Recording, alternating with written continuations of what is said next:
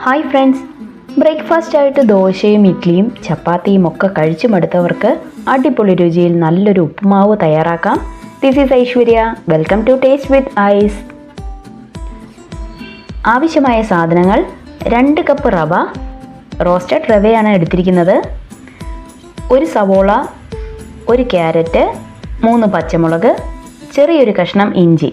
ഇതെല്ലാം ചെറുതായി അരിഞ്ഞു വെച്ചിരിക്കുന്നതാണ്. ഇനി ഒരു പാൻ ചൂടാവാനായി വെക്കാം. ചൂടായി വരുമ്പോൾ ഇതിലേക്ക് 2 ടേബിൾ സ്പൂൺ വെളിച്ചെണ്ണ ഒഴിച്ചു കൊടുക്കാം, അല്ലെങ്കിൽ നെയ്യ് ചേർത്ത് കൊടുക്കാം. ഇനി ഇതിലേക്ക് 1/2 ടീസ്പൂൺ കടുക്, 1/2 ടീസ്പൂൺ ഉഴുന്ന്, ഇത്രയും കൂടി ചേർത്ത് നന്നായിട്ടൊന്ന് മൂപ്പിച്ചെടുക്കാം. മൂത്ത് വരുമ്പോൾ കുറച്ച് വറ്റൽമുളകും കുറച്ച് കറിവേപ്പിലയും ഇട്ട ശേഷം അരിഞ്ഞു വെച്ചിരിക്കുന്ന പച്ചമുളക്, സവോള, ക്യാരറ്റ്, ഇഞ്ചി എന്നിവ കൂടെ ചേർത്ത് നന്നായിട്ടൊന്ന് ഇളക്കി കൊടുക്കാം. ചെറുതായിട്ടൊന്ന് വാടി വന്നാൽ മതി, നന്നായി വഴണ്ടൊന്നും വരേണ്ട ആവശ്യമില്ല. ചെറുതായിട്ടൊന്ന് വഴണ്ട് വരുമ്പോൾ ഇതിലേക്ക് ഉപ്പുമാവിന് ആവശ്യമായ ഉപ്പ് വേണം ചേർത്ത് കൊടുക്കാനായിട്ട്. ശേഷം ഒന്ന് ഇളക്കുക നന്നായിട്ട്. ഇനി ഇതിലേക്ക് വെള്ളം ചേർക്കാം. 1 കപ്പ് റവയ്ക്ക് 1.25 കപ്പ് വെള്ളം എന്ന അളവിലാണ് ചേർക്കുന്നത്. ഞാനിവിടെ 2 കപ്പ് റവയാണ് എടുത്തിരിക്കുന്നത്, അതുകൊണ്ട് 3.5 കപ്പ് വെള്ളം ചേർക്കുന്നുണ്ട്. ഇനി ഇതെല്ലാം കൂടി ഒന്ന് ഇളക്കി കൊടുക്കാം.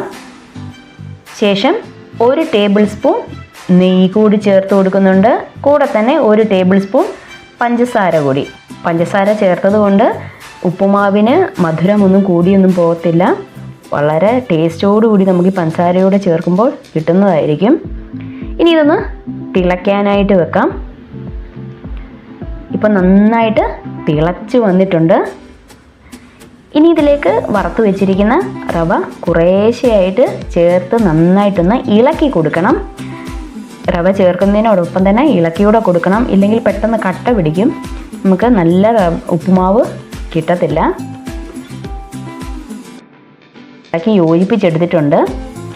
ഇനി ഇതിലേക്ക് 1 കപ്പ് തേങ്ങ കൂടി ചിരകിയത് ചേർക്കുന്നുണ്ട്. നിങ്ങൾക്ക് വേണമെന്നുണ്ടെങ്കിൽ തേങ്ങ ചിരകിയത് ചേർത്താൽ മതി, ഓപ്ഷനാണ്. ഇല്ലെങ്കിലും കുഴപ്പമൊന്നുമില്ല, നല്ല ഉപ്പുമാവ് തന്നെ തയ്യാറായി കിട്ടും. തേങ്ങ കൂടി ഉണ്ടെങ്കിൽ നല്ലൊരു ഫ്ലേവർ കൂടെ ആയിരിക്കും ഈ ഉപ്പുമാവിന്.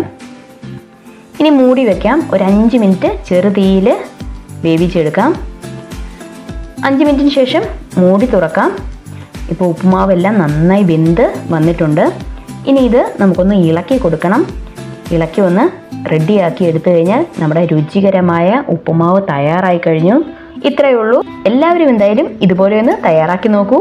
വീഡിയോ ഇഷ്ടമായാൽ ലൈക്ക് ചെയ്യൂ, ഷെയർ ചെയ്യൂ, ചാനൽ സബ്സ്ക്രൈബ് ചെയ്യാനും മറക്കരുതേ.